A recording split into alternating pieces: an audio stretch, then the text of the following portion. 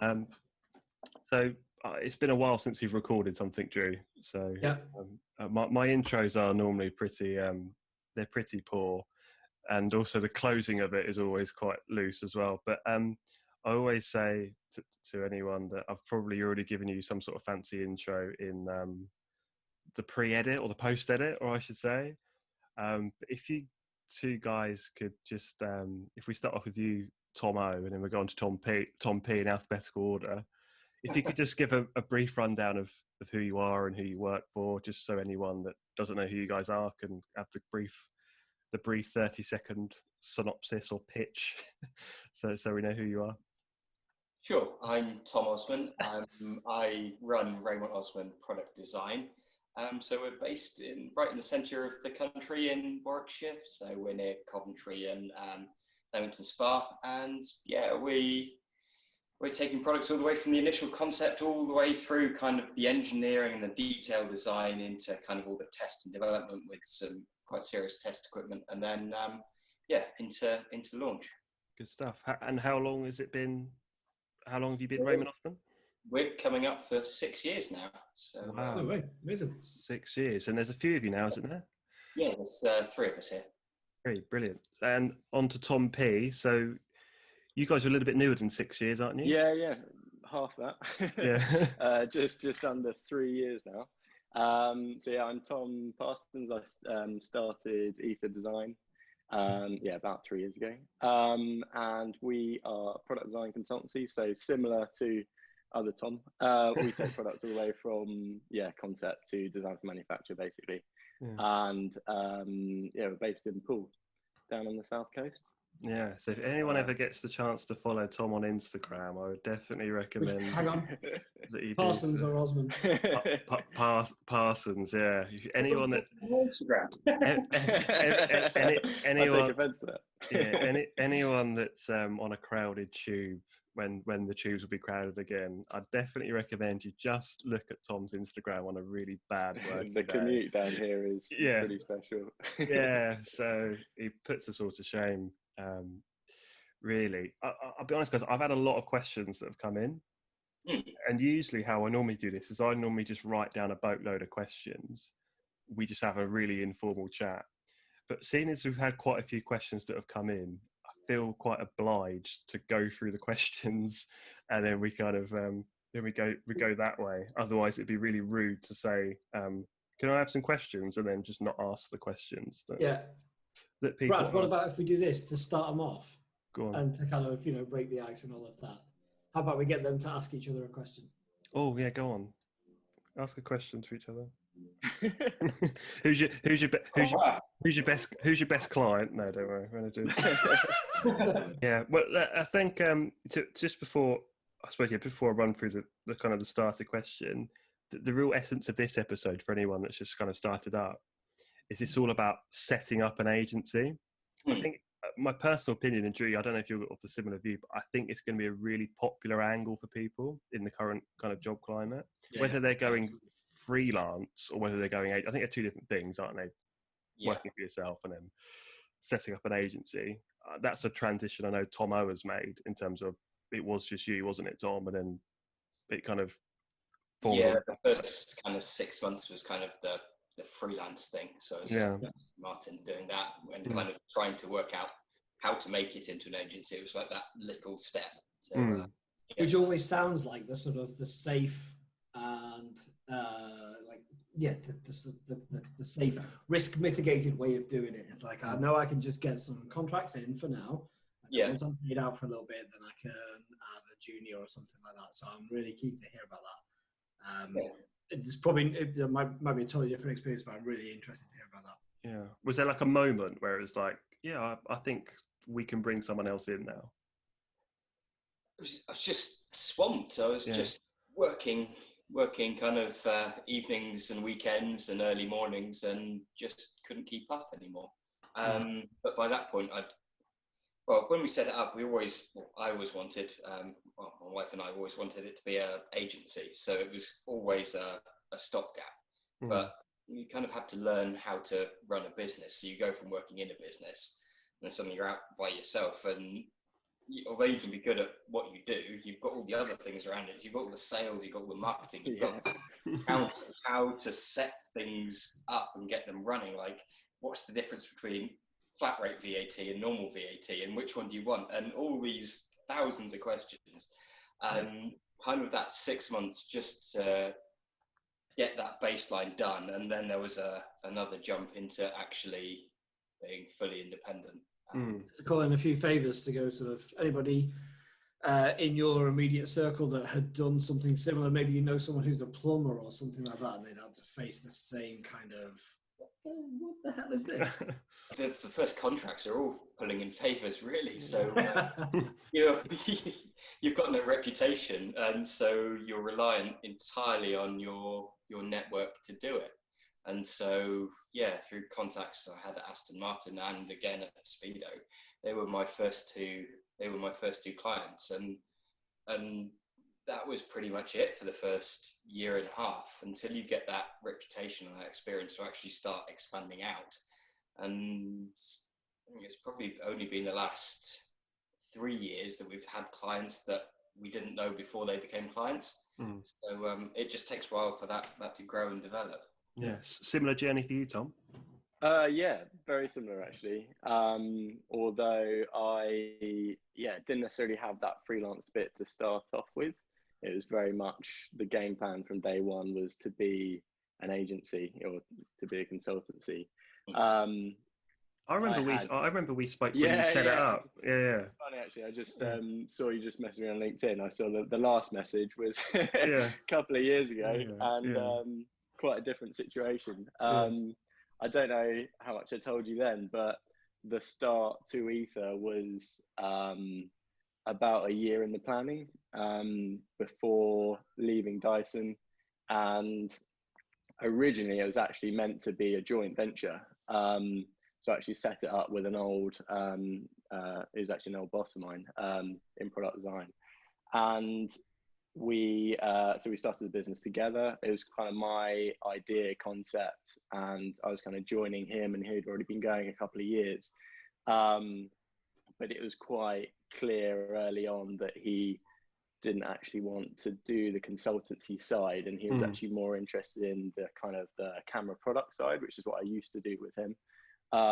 Whereas I wanted the variety. I'd come from a kind of in a business working on the same product all the time. I wanted the variety of consultancy, so we broke away pretty early on, and that was really tough because that was like day one. It was right, I'm back in the kitchen and no clients and no kind of freelance side to go. I think the kind of easiest transition going into this would have been, I've heard it quite a few times where people have gone freelance for someone that they know, or even the company that they may be working for at the time, and that seems to be a really good transition. I wasn't fortunate enough to have that, so it was very much LinkedIn, and I actually got an email from LinkedIn pretty early on saying I had to pay for premium because I'd used up all my free LinkedIn credits or whatever they are, because I was hustling. And that was a really tough kind of 6 months. I guess it was maybe 3 months before I got my first proper client that had a real kind of 3 or 4 month project. And then it was about 6 months before our first kind of hire. But again, so similar to what you were saying there, Tom, is actually before I started the business, I was trying to become the best product designer I could be, to become the best consultant I could be. And then so you start running a business, it's like, I've got to learn so much more about sales, as you say, accounts, business, all this stuff that you don't think about that when you think, I want to. Did your time in-house best prepare you though? Because you were on the other side of the coin, weren't you? You were. Yeah, absolutely. And I, so going to Dyson was actually a step, because really early on, probably 6 or 7 years ago, was the first time I thought, actually consultancy is where I want to end up. And leaving my company before that, I had interviews at consultancies, and my thought process then was, you know, I'm not quite ready. I want to get experience in-house. I want to be working on products that are manufactured in the millions, to get that opposite experience to whereas before I was working on products where we were designing bespoke systems for CPOs. So it was the biggest production we ever did was, I think, 20 off, you know, it's that kind of thing. So the thought process was to go to Dyson to get that real rounded vision to then go on to start a consultancy.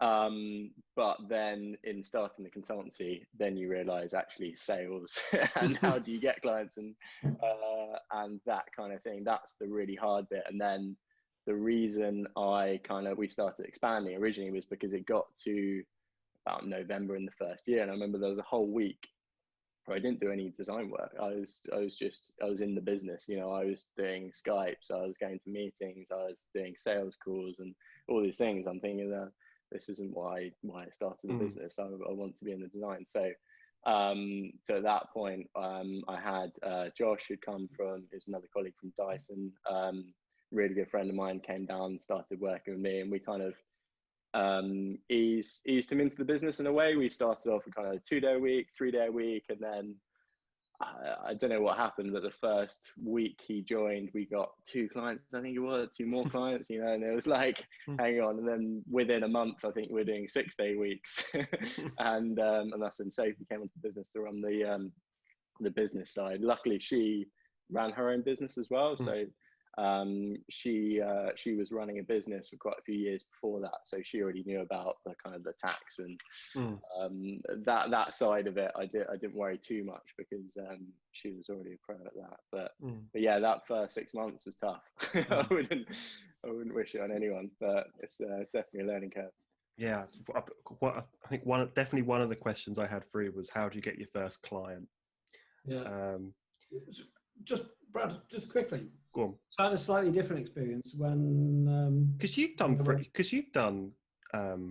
you worked for an agency and then you've got your own side hustle stuff. So so I knew I wanted to emigrate. Okay. So I left my full-time in-house position and settled by myself, and actually took a contracting role at another sort of design engineer agency. So I was working as an industrial designer for like really a design engineer. So doing some of the fun stuff, but also having to learn like, shit, what does all this tax stuff mean? What do I have to do on all that? But it was great because I could ask Kevin about it. And yeah, it was like you could learn from someone who had to go through that same process as well.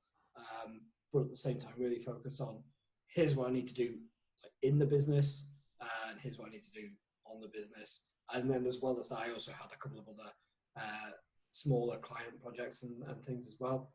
And then, yeah, luckily I managed to find my way out of the UK, but it pulled me back.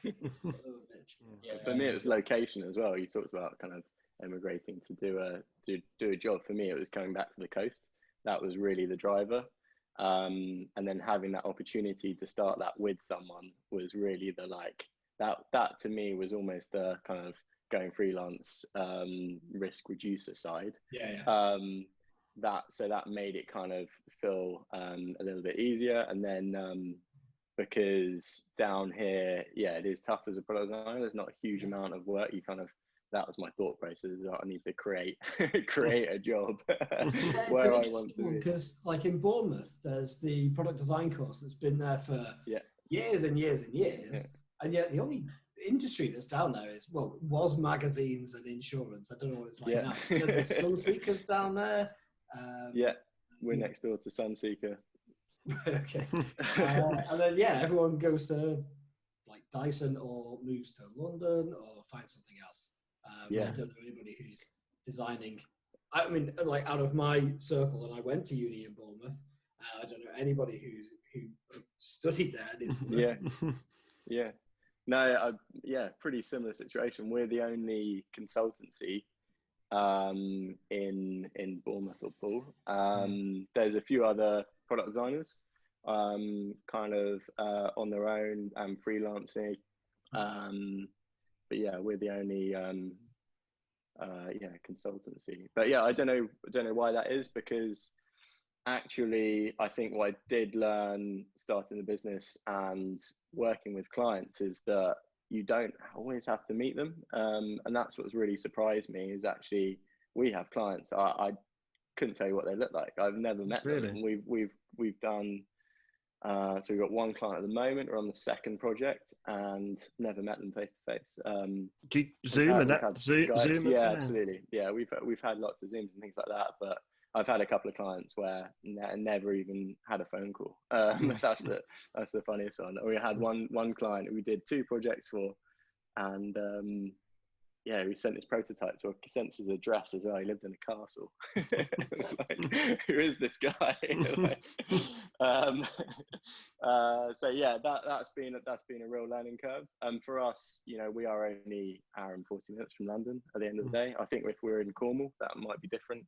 But the Bournemouth course, I don't know about your experience, Drew, but I think it is quite a well-renowned course. And being at Dyson, a lot of people in kind of the high up management as well were from Bournemouth, and so yeah, I do stay quite close to Bournemouth University in terms, you know, I sit on an advisory board and I mentor a final year student every year to kind of get in there and actually try and help bring the course forward a little bit. I think product design is a really interesting industry, and Brad, you've spoken about this on LinkedIn quite a lot about the term product design, and it's kind of being stolen.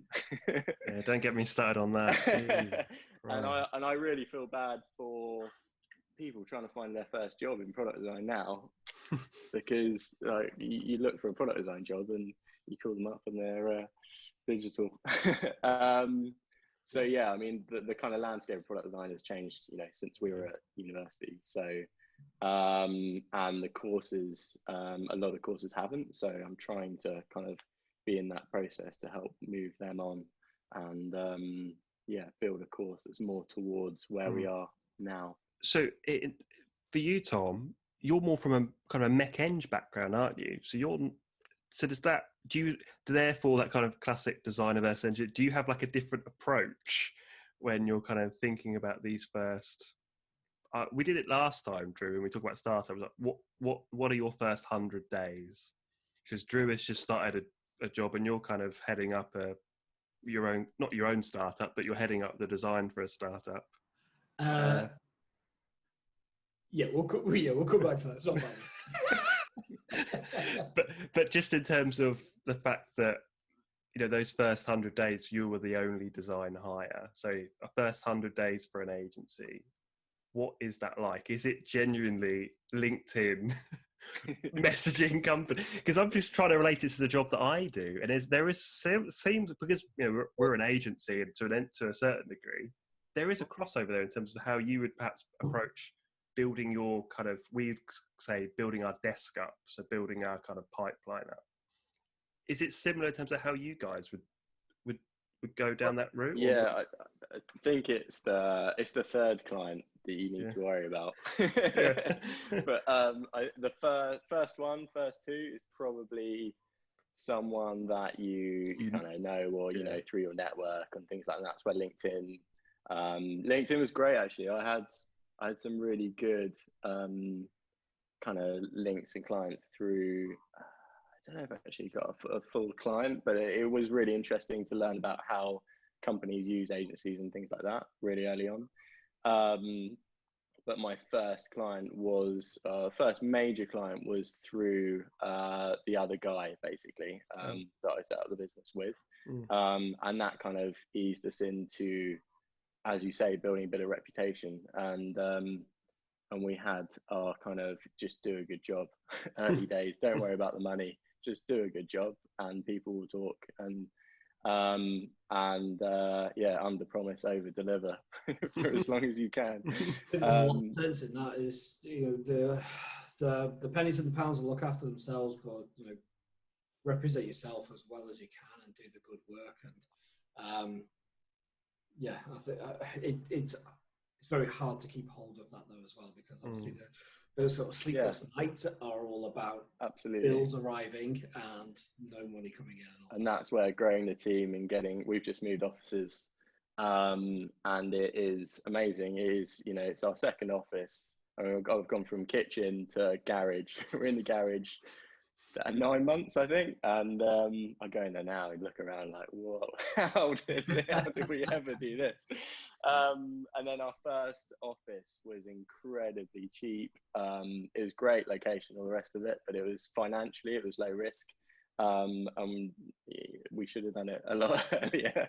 And then going to our next office. So our office now, it's 3 times the rent, but it is great. It is really good. And then when you build up the staff as well, there's 4 of us now on the payroll. So those kind of pressures do increase, but we're trying to keep that same mindset of, it's not about getting deposits in, what's the point in that? It's all about building the business for the future. And actually, if you do just chase those deposits, you're not going to last. I think I don't know, Tom, if you have the same kind of.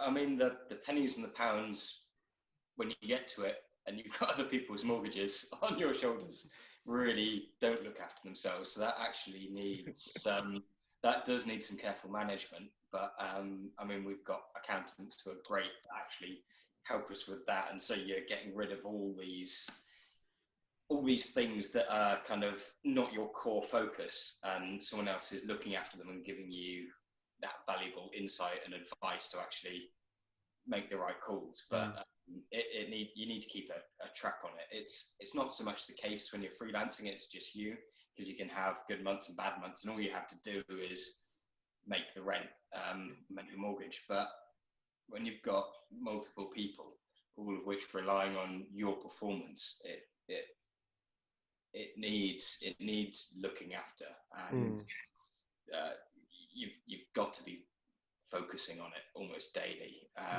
Otherwise stuff goes wrong. And you look at all the big businesses, and they all have chief financial officers, and so there is a real need to do that, and it's not the same as designing stuff, unfortunately. You've got to really do both at the same time. You can't just do business development solidly for 3 months, because then you've had no cash flow, and you can't just do projects for 3 months, because at the end of 3 months you've got no client. And so you need to be doing both at the same time, and it's a very fine balancing act to get there. I always found in the early days, when it was just me, when I was busiest with project work, seemed to be when I was busiest with the kind of the sales and the invoicing Skypes and doing all that kind of stuff as well. There never seemed to be this kind of nice plateau of this week I'm mostly designing, and then next week I've got a bunch of meetings lined up for the week after, and it's managing that. I think having someone in the office that is dedicated to that is a huge help, and someone that's much more efficient. I'm much more efficient at designing than writing invoices and emails and setting up meetings and all that side of it. So yeah, it's definitely a case of doing what you do best. And so I think on that, just quickly, I always think about like the type of thought processes, right? And to look after the pennies and the pounds and to do that properly. And I'd like, Tom, clearly your business got way bigger than mine ever did, because I was always like, I can make rent, that's cool, amazing. I don't need to make someone else's rent. So like, honestly, point taken. And really valuable one too. What I was going to say is about the about how efficient you can be as a designer, and how inefficient that same brain can be as someone who needs to be an accountant and a CFO and all of these kind of things. I always think about, I've been accused of not being great at linear thought. And what I tend to defend myself with is, hey, you know what? I'm great at non-linear thought. But you need someone who can do that other stuff, right? So if you've got a buddy who can help you out, if you're going to set up, like, I'm talking about the early days. did you have someone that you could reach out to that was either in your friend group or something else where you could go, I need some help with this. I just need you to like be kind of a nag at me, something like that. Because that's what I needed, right? Someone to bounce off as well. Yeah. Like a nice division of labor. I'll handle this stuff. Like I'll sit at this end of the kitchen, you sit that end of the kitchen. You operate a laptop. I'll work a pen. Let's do that. Not so much. I mean, my wife's actually a teacher, but she was writing kind of copy for websites and things like that, which I'm not great at. But like her dad and her granddad both ran businesses as well, so you get advice off those.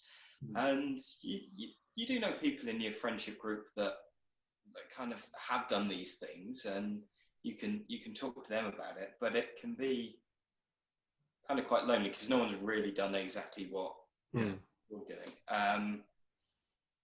And especially when you're working from home, so everyone's now working from home and people seem to be loving it. But I suspect a year in, that's going to be wearing quite thin when you don't have the constant kind of, you can't just ask someone a question who would know the answer and you get on with it. You're kind of just by yourself, and you have to research and find out and make stuff up and hope it's the right decision. And it's kind of quite lonely doing that, really. It'd have been good to have someone to work with in those early days. But now Mike, who's here, is now our technical director, and so he takes a really big part in running the company. So you've got decisions about quotes and invoices and all these things, and you just need a second opinion. There's someone who knows kind of explicitly what the whole company is and can provide sound advice, and that just wasn't there in the first kind of 2 years. So to advise anyone that's thinking about a similar thing, clubbing up with someone else would probably be a really good starting point. If you gel with them, maybe they're an ex-colleague or whatever, would you recommend it, or would you say they don't bail on day one? Well, Tom's probably got more experience than that, but if you don't put on, I suspect you can find pros and cons for both approaches, and you need to find some way of working, and it's going to be tough in either. So it's not something to take lightly, and working with someone is not a decision to make lightly as well, because I mean, these companies got 30 years until we retire. I mean that's a long time to be business partners with someone that you decide you can't actually work with. So you're going to sacrifice that big sort of slice of decision making as well. Like if you're the soloist, it's in your vision. If it's a partnership, then there's you gain an awful lot, of course. And like we spoke to the guys at Coa about that, and that seems to be really well for them. But I know that I'm not sure I would fit really well in that, and having to willfully sacrifice a large chunk of my own direction and control over the whole company, and what the sort of look and feel of the agency would be. Yeah, and what happens when you need to have those quite robust discussions, and if it all goes a bit wrong, it's a bit awkward. That point on kind of the soloist comes on quite nicely to a question we had on from Cormac, we got Design Partners that we had on, and he said, how much consideration goes into standing out from the competition when you're setting up, in terms of for either of you guys, and for Drew as well? Yeah, it's an interesting one. I think for us, or for me, early days starting out, what I thought the business would be and the kind of clients I thought we would have is very different to actually where we are now. And what I assumed that the kind of clients that I would get and what we're kind of pitching towards was my background in electronics. Every product I worked at, up until that point, had some form of electronics and sports. That's kind of the two things I know, and that's kind of what we were trying to pitch. But the first year, at one point, most of our clients were female beauty products, Okay. you know, and you can't plan for that.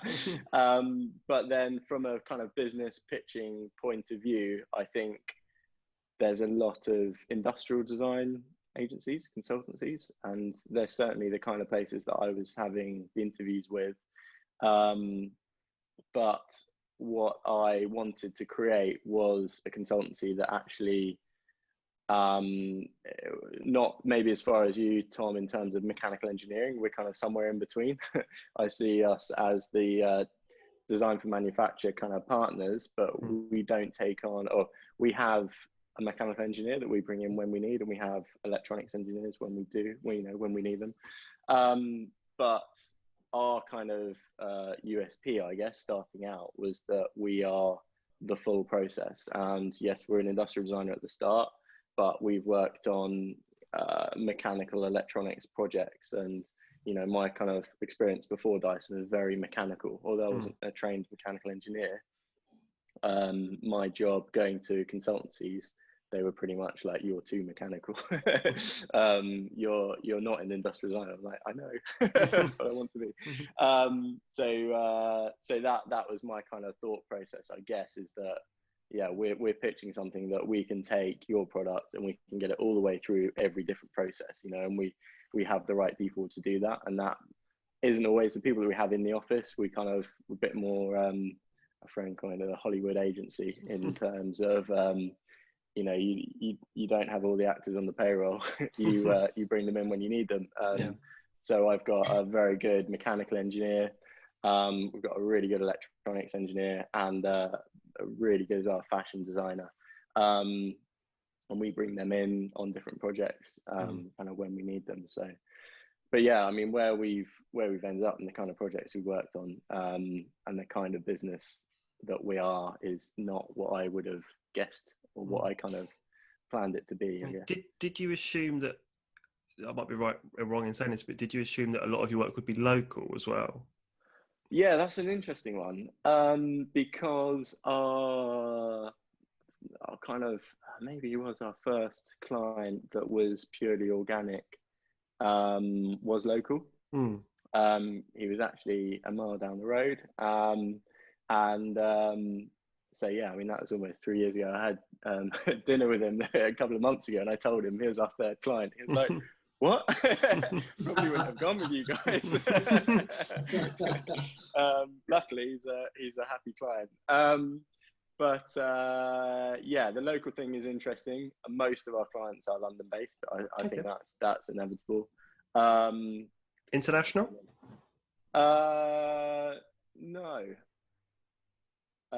No, not yet. Mainly London, Birmingham, and then we have a small kind of local hub. It's quite interesting. We get people seem to find us through Google Maps. It's an interesting one. Okay. On the local side. So yeah, quite a mix. But I'd say a lot of London. But I think for us being outside of London, I don't know, Tom, if you have the same kind of view, but I think being outside of London is a little bit of a novelty.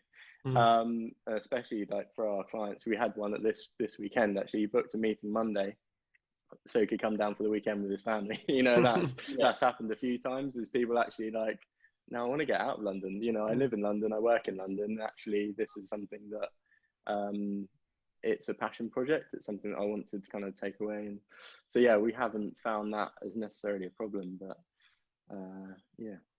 No, I've never had a problem about stuff being in London, and you're on big consumer products. At least you inevitably end up working with a manufacturer in the Far East. So I think working with people in Japan and China and India and Taiwan, and yeah, the fact that you're an hour outside London makes absolutely no odds. And I think in my entire career, I've spent 2 days working in London.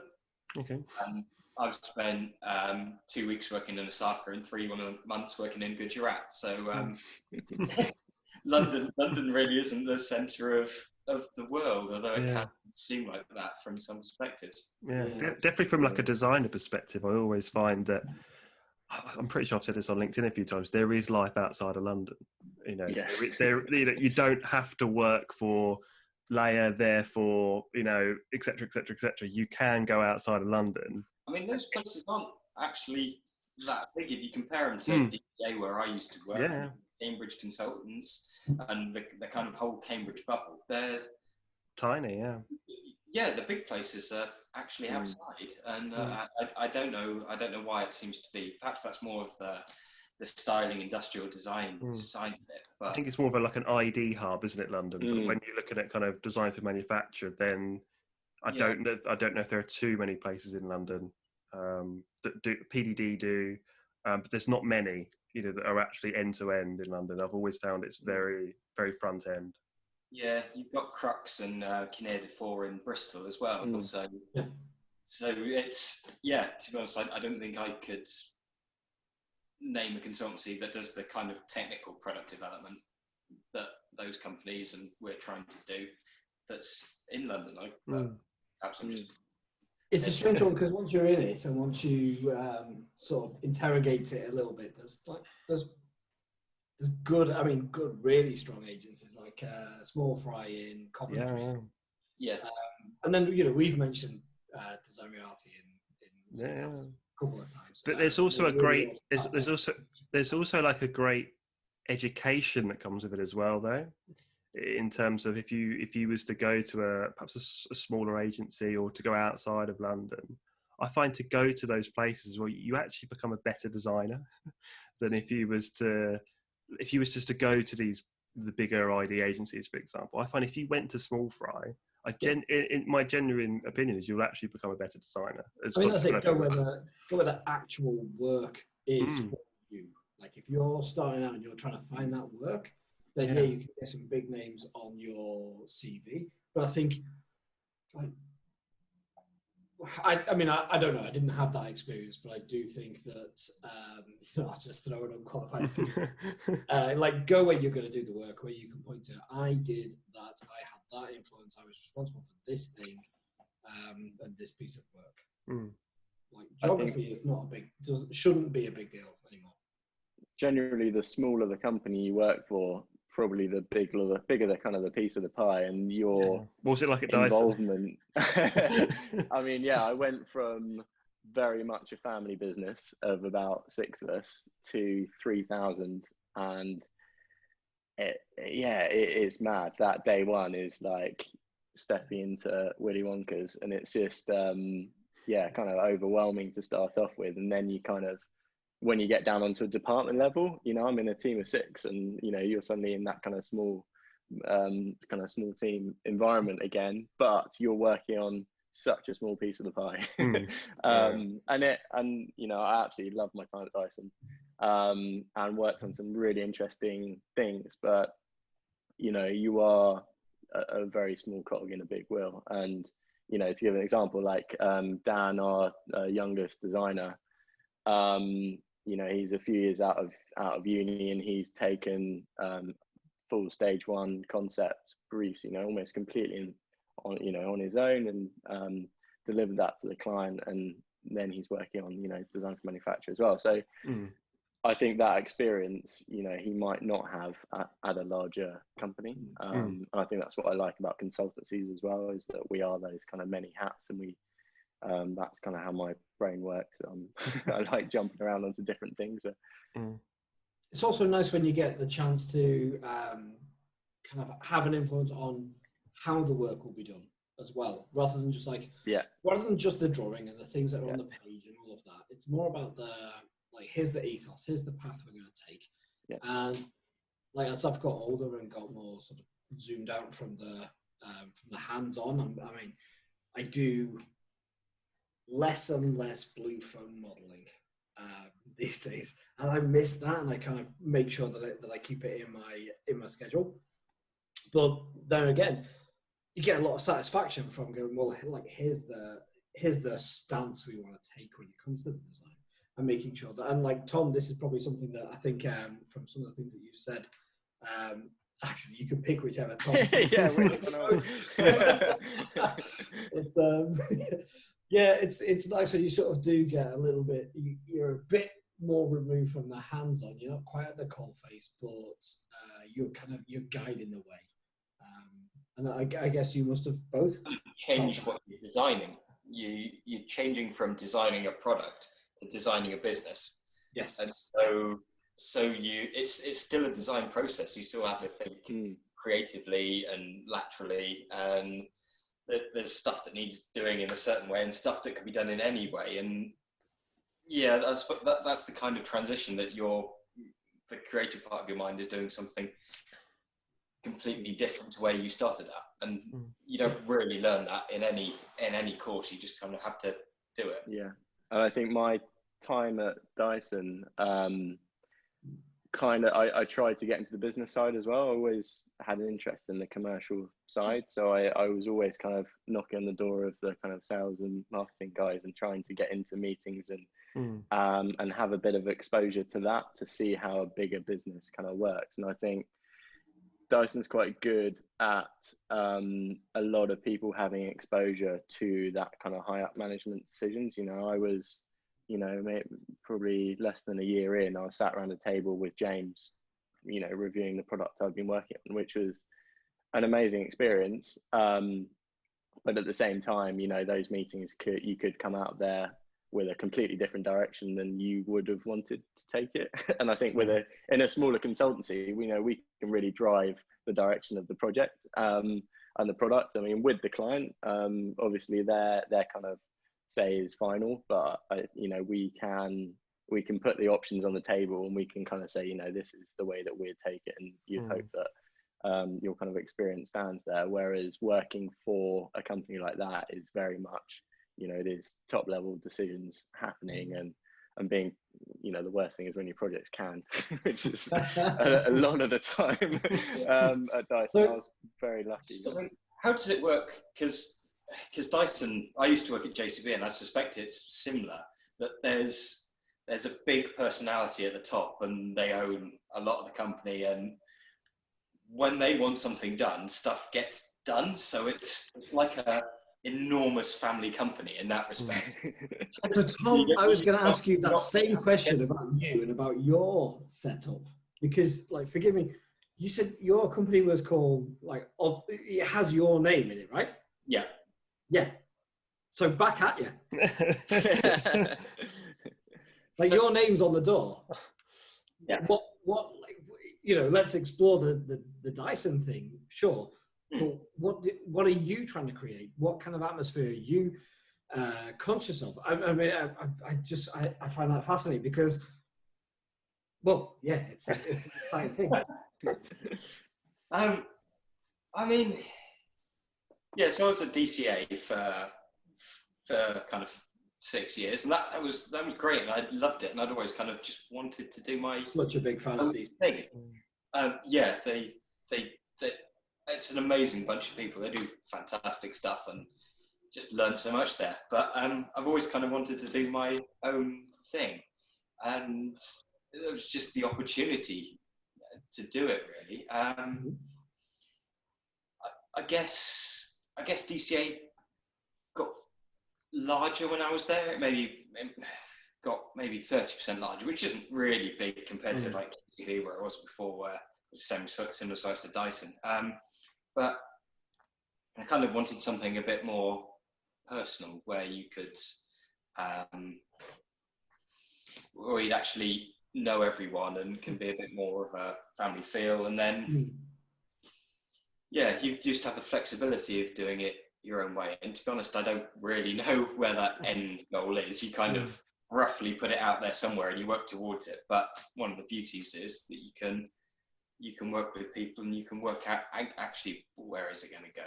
Can I just pick up on what Tom was just saying about wanting to strike out on his own? Oh, sorry. And create something for yourself.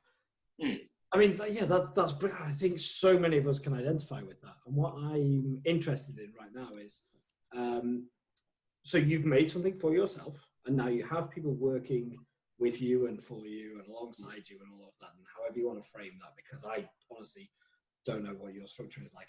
But now people are working under your name. Yeah. How does that feel? I can remember when I got our first office, because this is our second office now, but we had a smaller one to start with. So I guess, like Tom, I start in a spare room, you get an office, and then that runs out of space, and you get a bigger office, which is then far too big. But yeah, stuff. I can remember just sitting there, and we shared the building with another company, and everyone was gone. I think it was a Friday afternoon or something, and I just looked around, and I was kind of like, I have an office. How did I get here? And I just kind of just sat there laughing to myself. And like, what a bizarre thing. And if you tried to plan, yes, I am going to get this office at this particular point, it probably wouldn't. And you just need to evolve and flow with it. And it was just like bizarre that we'd started from, well, to be honest, when I started, it was like the dining room table, because I hadn't even cleared out the spare room to put in a desk. And you got from there to all these different places and all these different things that we'd made happen. And none of them were massive at the time. Well, some of them were massive, but it wasn't just a sudden nothing, everything. It was all these little bits. And suddenly you've ended up with something that just didn't exist before. And it was just surreal almost that happened. Okay, so following on from that, what is on the roadmap that you haven't yet done? Question for both of you. What's left? Is it a book, a TV show? I mean, where we go with this? Do you want to get better not be a podcast? Yeah, I was going to say. It's too many of those already. For us, it's I think what we've kind of shied away from so far is having our own product, and I think that's an interesting kind of movement. Building your own IP, kind of. Yes, exactly. So and I completely shied away from that in the first few weeks of the business because I wanted to do the consultancy model.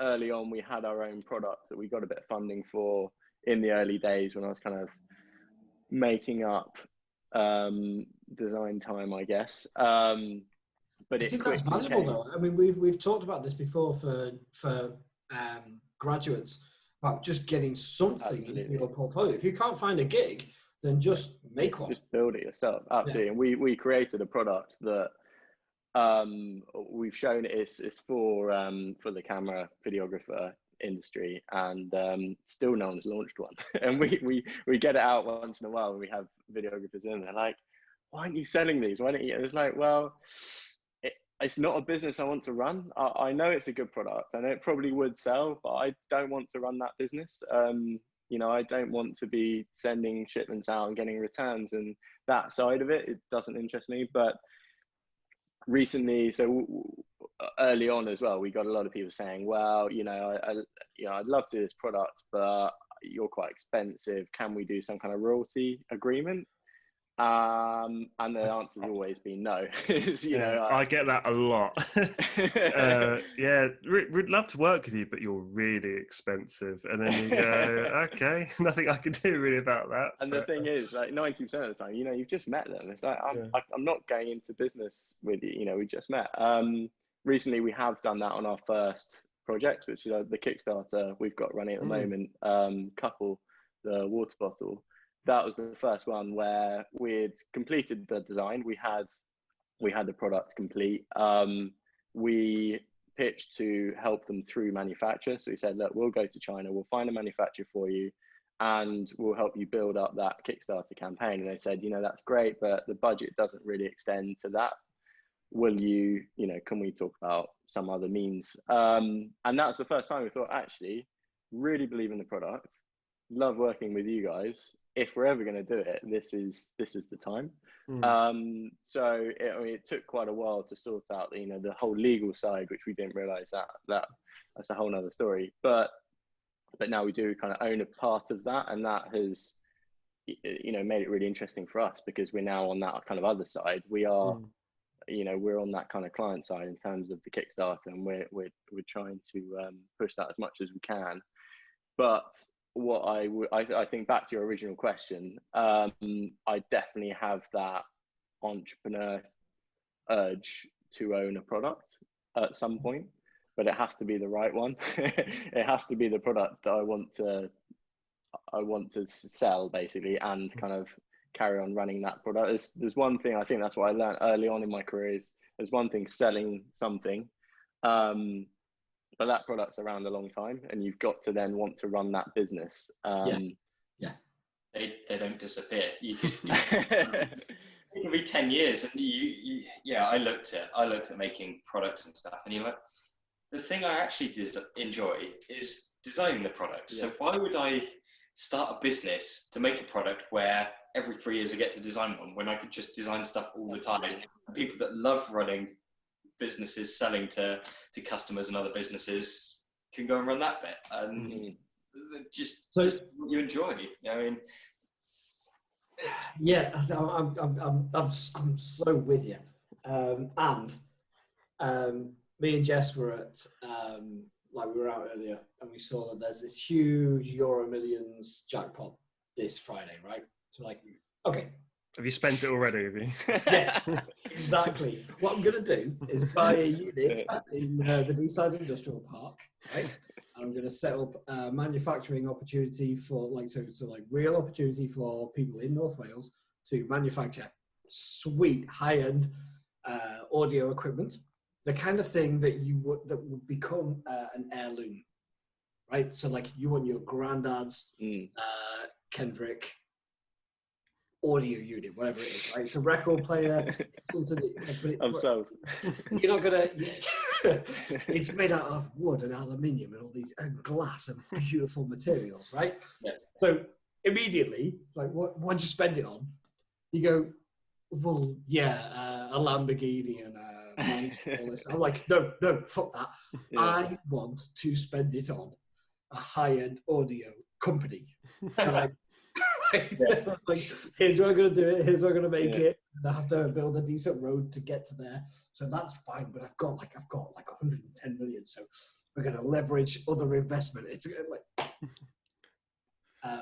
it's the runaway creative mind of. I actually always wanted a business making guitars, and I did try it. Oh shit, man! Exactly. Right, so I'm sorry to interrupt, but there's. So if you win the Euro Millions, can we start? The Osman Kendrick guitar, the OK guitar. This is it. It's if I win Euro Millions, I'm going to Scottsdale, Arizona. I'm going to visit the Fender plant, right? Yeah. We're going to learn how they do it. I'm going to come back to North Wales. I'm going to set it up. We're going okay, so we need all these types of CNC machines. We're going to make it out of these tone woods. But oh my god, I make my own guitars already. They're shit because I'm bad at making guitars. It's so good to have that side project though. Yeah, you got to have something that you like that is absolutely associated to what you love. So the design, I'm going to say. I'm good at that. I get paid to do that, right? So I'm okay at it. But go the other way and just go I don't care what sells. I don't care what is, what meets the user requirements. This is the thing that just makes me excited about, right? Just before we came on this, I was in the garage. You're always doing surfboards, aren't you? Yeah, exactly. So that's so hydrofoils is my thing at the moment. My weekend. Nice. Evening job, learning, shaping surfboards, glassing surfboards. So I've made, a surfboard. I'm on my third hydrofoil, and that's been such a learning curve. I started probably too cocky. I can do this, it's easy, so I 3D printed the cores, carbon fiber layout, looked awesome, absolutely awesome. Rode like an absolute hunk of it's like building the world's worst guitar, the equivalent. And it's taken me kind of 4 iterations, but that has taken me so far out of my comfort zone, because that's, you know, it's naval architecture really. If we're getting down to it, what I really need is an aeronautical engineer to look at the shape, because I know I can make a carbon fiber thing. Whether it will function well as a hydrofoil, that's what's taking me, you know, the time to do it. But that's what I'm really interested in, because that's the learning curve. And I think that's, you know, we're all on this kind of learning journey, and actually, it's that learning curve that's exciting with any of these things, you know. And actually to then go and use something that you've created for yourself, you know, there's no better feeling than that. And that comes back to that's as close as you can get to a consultancy model. You know, if you're working on a product that you can see the whole way through, that you're going to buy at the end, you know, hopefully get a freebie. That's the dream. That's really how I started out. Yeah, and to anyone that's listening to this and not watching, you should see these 3 guys' faces light up when they were talking about the thing they do outside of work. So honestly, the guitars on a surfboard, it's like you could just tell that is the passion. That's the reason why they got into the job in the first place, basically. Absolutely. Absolutely. There's got to be a thing that you encountered as a teenager where you go, shit, someone had to draw that. Someone had to figure out, like, why is that shape? And Osman, so like with guitars, it was the same for me. I decided cars, I like them, they're cool, but basically if I was going to do that as a career, I ended up drawing steering wheels or gear knobs. And that's boring as batshit. Like if I could, honestly, if I could draw a lamp or a guitar and have it made, that would be incredible. But the funny thing is, though, working at a place like Dyson, so going to Dyson, right, vacuum cleaners. God, how boring could that be? You know, that was my thought going into it, is what am I doing? You know, but then actually what I found interesting was in the intricacies and what you are designing, and that thing could have been going into anyway. It could have been going into an Aston Martin, or you know, it's so removed from the actual final product. That's where I found that enjoyment, you know. And day one working on robots and things like that, that's exciting. But I think that's where, you know, for people thinking about getting a job is, you know, just because the top level name or kind of what they do seems boring, it's actually what you do within that can be really interesting. And you kind of find your kind of area within that. I suppose it's the stuff you don't see. I mean all 3 of us are now talking about manufacturing stuff, and it's not really seen as the sexy bit of design. Like, what did I design? It's that thing. It's on the shelf. You can see it. You can buy it. But we design bits of mold tooling and and nests and things that people use as a job, and little robots. This might get seen by 20 people a day. But if you've seen it, you're proud of it. But it's a product in the same way that everything else is. It's just not shouted about. Absolutely. It has to be usable. It has to be robust. It has to work and work and work. In many respects, it has to do that better than the actual product, because you're using it 2 million times a year, and that's but it's that to be overlooked by quite a lot of people, that the thing you're making is not the whole problem. The whole problem is everything from start to finish. But that's the thing. Like, most people are not going to notice that. No, they're not going to notice. Like, if it's a really well designed product, you're not going to notice it, because it isn't going to piss you off. That's amazing. You made something that didn't piss someone off today. Yes. Well done. I just wanted if you're a mate of mine and you're in John Lewis, you're going to know about it. I'm going to be pointing it out. That's my bit. Do you see your work? Okay. Do you see your work in the next 10 years? Do you see what you're doing now? Do you see there being that changing in 10 years' time? You think about what's happening in the world right now and just how super crazy it is. I think yes and no. Yes, the overall world is changing, and people doing product design at university should definitely be learning UI, UX, looking at some kind of digital side, which we didn't do. You know, that's, you know, definitely learning Arduinos, you know, pick up electronics and have more of that digital experience. And I think the future of the kind of the workplace and jobs, and that will be vital. For me personally, I think there will always be, a place for what we're doing today. I think physical products that don't have any electronics, will always exist and become, even more important. I think, especially in terms of sustainability. And I talk about this quite a lot in terms of product designers being pivotal in that, because we see products so early on in the design process. We get to make those kind of decisions, and our effect can be huge. So designing for the future isn't far off what we're doing now. What you're doing now, yeah. I think so. Which maybe not the answer you're expecting, but is it a good future? Is it a bright future? Because every time I turn the news on, it's a bit doom and gloom. So if you guys are designing the future, what is it going to be a nice future? I think so. I think it looks pretty cool. Brad, the future's always nice, and the news about the future is always bad. Nice. It always has been. It's always been, hey, everything's changing and we're not ready for it. It's like, well, no one's ready for change. That's why we're having change. Yeah. But the fact is, if you just said, like, okay, so I'm going to look around my room. I've got this massive Marshall amp, like the other side of the room. That hardware won't change for 20 years. I'm going to keep that for 20 years. But the software that drives it, that's going to change in a few months. I'm going to download something new for it. And that's, to me, indicative of the next at least few years of product design, is that we're going to have good hardware that is designed to be robust, but the way that it operates, that will be changeable.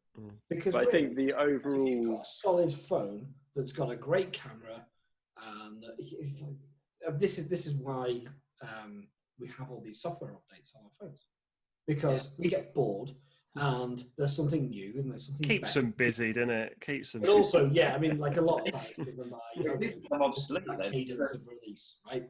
But if you just went no, like a few years ago, there was a limitation on how often Premier League clubs could update their home kit.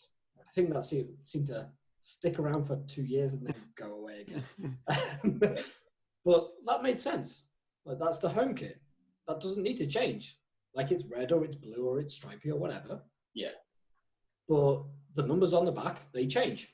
It's the same with, like, another example, my record player is the same record player that was made in 1982, same year as me, but the records that are played on it are totally different from then. I think what's really refreshing, what we've seen from our clients' point of view, is the constant idea that we haven't designed everything. Just because these things exist, there's a better way, and I think that's really interesting. And talking to my parents, I tell them what we're designing. Like, how could you make a better one? Like, mine works. It's like, well, it works, but trust me, there's something that's going to be even better, and it's going to be, it's going to make your life easier. And I think looking into kind of history of design, it goes through kind of peaks and troughs. And I think, reading up on like the kind of 60s, 70s, there's a real feeling that there's something else, there's something bigger, there's going to be change, and there's this big kind of world ahead of us. And I think in the last kind of decade, 15 years, this kind of feeling of, what else is there? It's like, are we kind of reiterating and things like that? Yeah, but then starting the business, I think I was slightly nervous about that before I started the business. Like, is that true?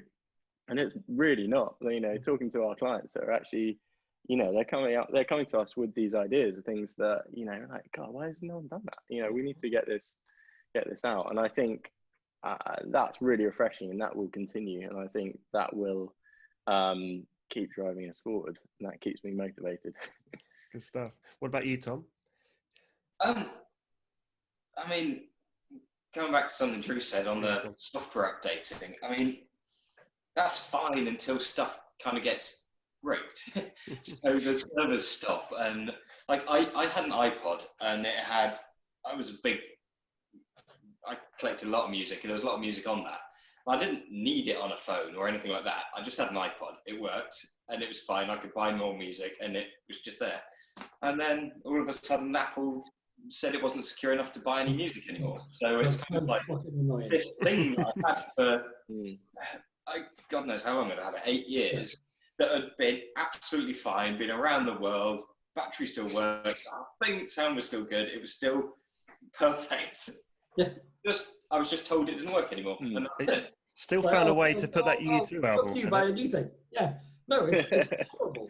That's why so many people go, do you know what? I'll just Samsung it then. You absolute arsehole. And then, you know, I'm like, look, I've just got myself a new 11, whatever it is. Yeah. No. I'm like, oh my God, it looks so nice when you tap it. And like, just the buttons work so beautifully. It's amazing. Yeah, I know you're going to fuck me over in like 18 months, but honestly, I'm okay. Yeah, I'm okay with that. I'm okay with it. I've got an iPod Nano and there's nothing physically wrong with it, but it won't start up. You're like, yeah, I'm cross about that, but I forgive you. It's okay. Because your font choices are so nice. I sound like an asshole. Even just describing, like, endorsing that kind of a thing. Can you imagine that? Yeah, that would never. That product is for such a limited point of time. You'll never get someone going, oh, I've got this iPod Nano that was made the year I was born, and you're like, that is never going to be a thing. So stuff. Can you rob it at someone in a riot? Because that's all it's good for. So this is like, I've got a Pioneer turntable right here. It's from the year I was born, and it's perfect. Like, you can change out components because someone still makes them. But could you imagine if Ford went, we're not going to make this Focus anymore, and I don't know, Vauxhall went, okay, well, we will. Because there was like Daewoo used to do that, right? Daewoo used to go, well, we've got expired. We're just going to make cars that are expired IP from other manufacturers. They're fine. They are cars. They work, right? You can't drive them. You can still buy a Fiesta that's made by Mazda. Exactly. Yeah. So sustainability and all that stuff. I suspect that materials science is going to have a much bigger role in future products. Because we can't go on. And it needs to be joined up thinking as well, because we've got all this materials that's used. And I've been looking at like biodegradable plastics. So people talk about bioplastics. Still a plastic. It's still going to last 10,000 years in the environment. It's still going to make all the microplastics end up in the bottom of the sea in the food chain and get back into us and all these things. Just because it's made from corn oil instead of crude oil doesn't make a difference. And you look at it, and the energy to make the bioplastic is significantly more than the energy to make the plastic from crude oil. And where does that energy come from? If they're burning crude oil to make a bioplastic for marketing purposes, the net effect is actually worse by doing that. You may as well buy the cheap out of the ground crude oil and process that. I'm pretty sure I read something about electric vehicles, which was quite similar in terms of the production of it, in terms of it's something to do with the batteries, and when the battery kind of runs out, it's far more damaging because you can't really do anything with it. I haven't got something to hand, but I definitely read something about how electric vehicles is far more damaging than what you would think in terms of the production of Lithium's a nasty thing, really. Yeah. And they're heavy metals and all these kind of things, but equally petrol's quite a crazy thing to let members of the public squirt around. So yeah, I think there's a lot of it's a very narrow marketing view on this is good and everything else is bad. You have to look at what's going into it and what's going to come out of it, and that's not done. There's a whole load of, well, I don't know if it's education there, but people need to start thinking about the entire life of this full product life cycle. Rather than just seeing David Attenborough saying, "Look, guys, we're running out of koalas." You know, I mean, exactly. Just go a little bit deeper and actually fully educating people on it's more than just animals. Like, definitely don't believe the marketing. Never ever believe that. Like, as a product designer, we can all agree on never ever believe marketing.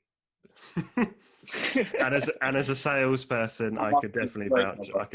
I can definitely vouch for that. We always have kind of twos and fros of marketing. I do think you're right though on sustainability. I'm really surprised. I'm yet to see a product design agency that's really branded themselves in that way. And I think that could be something that could happen, where they'll actually their whole branding and their business model would reflect that. Do you agree, or do you just? I think if you sort of pin your reputation to sustainability, like it's so easy to like slaughter that reputation because it's too big. Yeah. And like it's too new a science, so we don't know much about it. I think people buy products because they are good at doing what they do. If it's sustainable, even better, and that even better will become essential. We'll all be sustainable product design consultancies because we have to be. And I think listening to a lot of podcasts and like the guys at Method and those kind of places where sustainability is the core of the business, but it's second to the industrial design of the bottle because that at the end of the day is what people are buying. That's why they're going to the shops, and they are as sustainable as they can be in the other areas, but that is once they've got a very good product. And what we are trying to do is just educate our clients as much as we can, as early as we can, with design decisions. And we had a Kickstarter kind of really early on where we worked with these guys, and it was a plant pot effectively, but it was based, they found this NASA white paper about using plants as indoor air purifiers and how to make them as efficient as possible at doing that. And we designed this plant pot, which worked fantastically well. I thought, looked fantastic. And we said to them, look, this is the product, but it has to be sustainable. It was mid David Attenborough series, plastics are the absolute enemy. And we said, we need to be looking at other ways to make this. And they said, no, it's got to be virgin plastic because we want these colors. And they ran with it, and it went on to Kickstarter. And the first comment was, something like, hang on, this is a lot of virgin plastic. And they didn't get funded. And that's just an example of where I think, really early on, they had that decision-making process of, a plant pot is only going to last a few years. We could make it degradable. We could make this thing so it only lasts a few years and, hit that price point, all the rest of it, and not damage the environment. But then it kind of bit them on the arse towards the end. So, yeah, can be done well and not so well. Yeah, good stuff. Well, I really enjoyed that. I don't know about you guys. Really? Yeah, first time recording for a while for you, Drew. Does it feel good to be back in the hot seat? Or? Yeah, really good to be back. Actually, I really enjoyed talking to both of you. Even you, Brad. Look, thank you for coming on, taking the time in an evening as well. I do really appreciate that. I think it's evident that the whole purpose of why we did this, Drew, was to keep everyone connected in these really weird times. So the fact that you guys are willing to take, you're still in the studio, Tom. So we really do kind of appreciate that effort.